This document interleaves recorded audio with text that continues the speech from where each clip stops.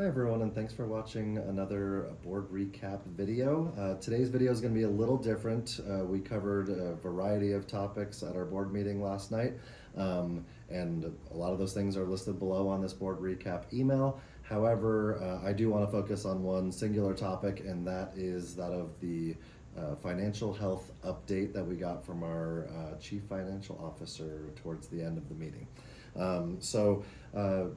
We are going through some budget concerns with our district, and that's been the case for a few years now, and we've been trying to mitigate those effects as time has gone on. But the compounding effect of declining enrollment that is occurring in our district, and important to note, not just our district, but districts all across Nevada, and from my contacts around the country, really all across our nation, we're just seeing sweeping changes in education. And so we are not immune from that, and there's no need to panic or fret too much when it comes to that. It just means we have to think about how we're going to shift directions. And so we did have a rather lengthy presentation and conversation that occurred, and so declining enrollment was a big part of that. And for everyone's understanding, the way our funding works in Nevada is with the pupil-centered funding plan. Every student that we have enrolled with us more or less is about $11,000. And so when you lose whatever number of students you lose, you multiply that by 11,000, and it comes up to be a lot over the course of the years as enrollment has declined. So that is how we are. That is the situation we are in. Among the things that were talked about at the board meeting that could cause some concern for people was there was a conversation about some hypothetical examples, right? Because dollar amounts were being thrown around as to what needs to be cut from the budget or saved in order to remain financially solvent as a district. And so some hypothetical examples were thrown out there that included the names of certain schools. But it's important to be clear that those were hypothetical examples and just people's way of working through scenarios. No decisions of any type have been made in regards to individual schools or groups of jobs that are going to be changing. That is all. Those were just, again, hypothetical examples. There's not a proposed recommended action in that. In fact, I think the benefit of that is that conversation, as scary as it could seem in talking about those hypothetical scenarios, is that it does kind of bring to the forefront the seriousness of the situation as it pertains to our budget, and kind of to what extent certain scenarios could happen. But none of those have happened and have been determined at this time. The only determination that was made was that there is a committee that is going to be formed. In fact, we are already well into the process of forming that committee. And so I want to make sure we're very open, we're very honest about how we're going to be going about this process. I'm sharing this with you because you deserve clarity about it, not surprises.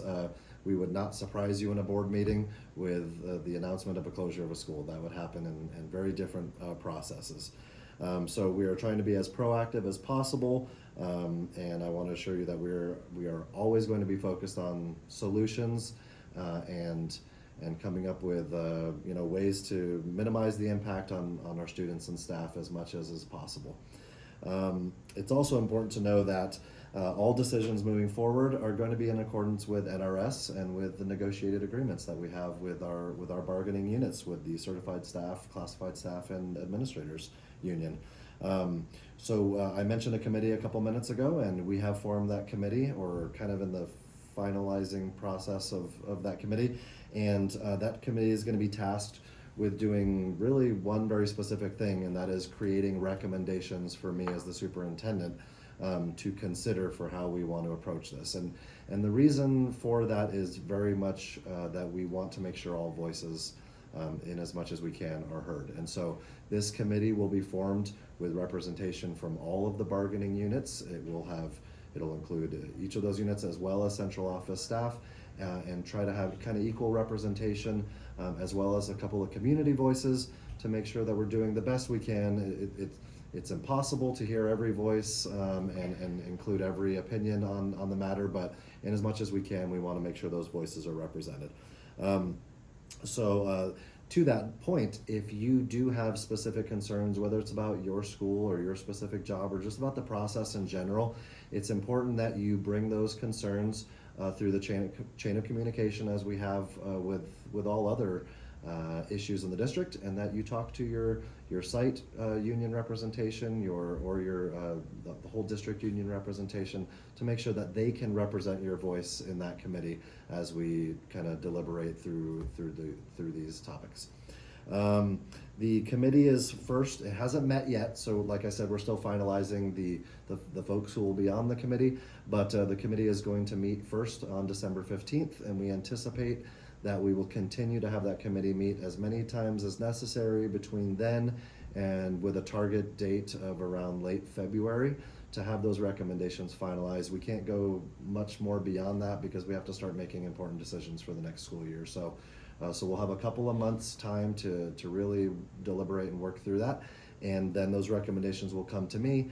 And then I, as the superintendent, need to decide what to do with those recommendations and present those to the board along with my opinion on those recommendations. And that's sort of how that process will unfold.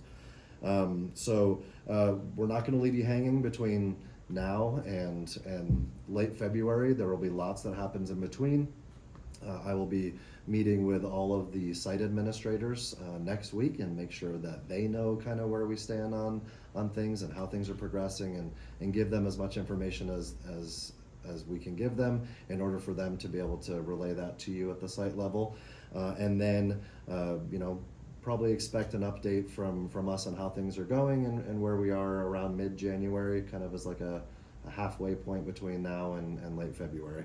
But at the end of all of this, and as we go along, I'm committed to providing you with transparency and for you and for everyone else in this process, and give you whatever we can along the way. At the end of everything, it's important to not panic, to understand that we are going through these in a very methodical and thoughtful process. And that we're going to take into consideration everything we can to try to do the best we can for our students and for our staff.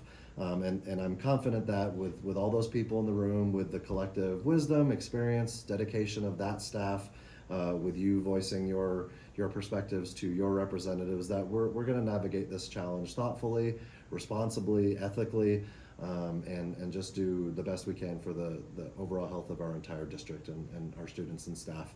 So thank you so much for listening, for all you do, and for the care you give our students every day. And we're going to face this together. We'll find a plan and a solution to this together. And I look forward to updating you more as we have more information to share. Thank you.